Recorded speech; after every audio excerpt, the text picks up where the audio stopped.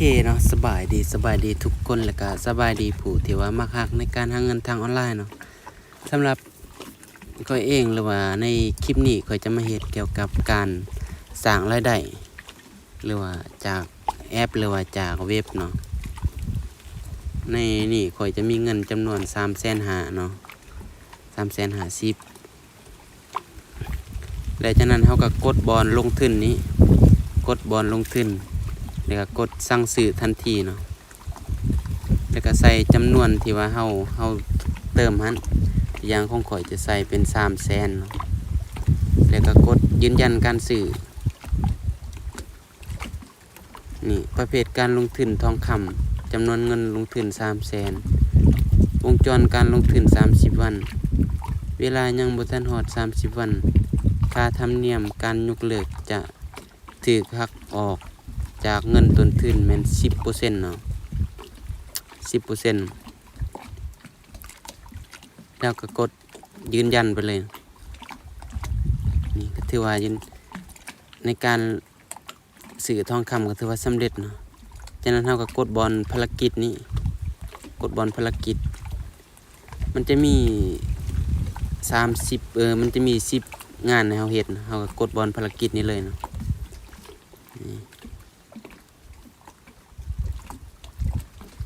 มันจะเลื่อนเบิ่งนี่แล้วก็ดำเนินภารกิจเนาะ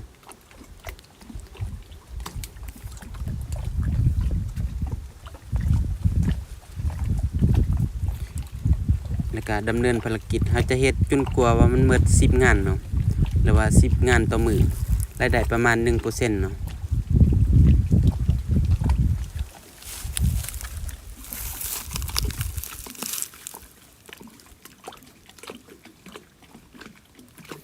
ข้อยจะเชื่อว่าหลายคนจะเคยคุ้นเคยนะแต่ว่าผู้ใดเคยเฮ็ดน้ำข่อยมันหลายแอปหลายบริษัทผ่านมาแล้วเนาะผู้ใดที่ว่ายังสนใจมีความสนใจอยากเฮ็ดหรือว่าอยากลิ้นสร้างรายได้ก็สามารถเบิ่งแต่ละคลิปแล้วก็สามารถสมัครไปเลยเนาะ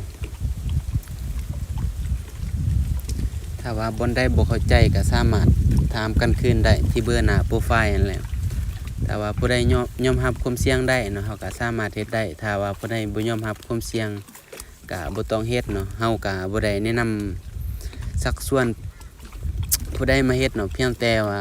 เฮ็ดคลิปหรือว่าเฮ็ดคลิปตามที่ตนเองมักเนาะเพราะว่าเจ้าของเองนี่ก็มักแบบนี้เนาะในการหาเงินทางออนไลน์หรือว่าผ่านโทรศัพท์มันจะสะดวกสบายเนาะเฮาจะเฮ็ดอยู่ไสก็ได้บ่มีไผบังคับเฮาเองเนาะว่าเฮาจะเฮ็ดเวียกใดนะเฮาจะเฮ็ดก็แต่ว่ามีอินเทอร์เน็ตเฮาก็สามารถเฮ็ดได้เนาะโอเคนะถ้าว่ามันหมด10งานให้เฮาเฮ็ดต่อมื้อมันจะเขียนปิดแบบนี้เฮาก็สามารถกดปิดเนาะก็รายได้ของเฮาก็คือ 3,500 ต่อมื้อในการเฮ็ดภารกิจเนาะ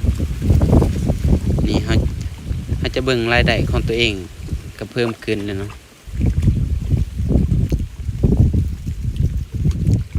สำหรับคลิปวิธีการ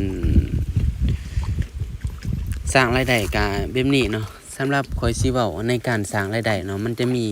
2ทางในการสร้างรายได้ก็คือ1แม่นจากเฮาเอาเงินของตัวเองมาลงทุนเนาะ2แม่นรายได้จากค่าแนะนำตัวอย่างเฮาแนะนำเขาหรือว่าแนะนำผู้อื่นมาเฮ็ดแบบเดียวกับเฮาเนาะเฮาก็สามารถได้ก็คือในการแนะนำก็คือ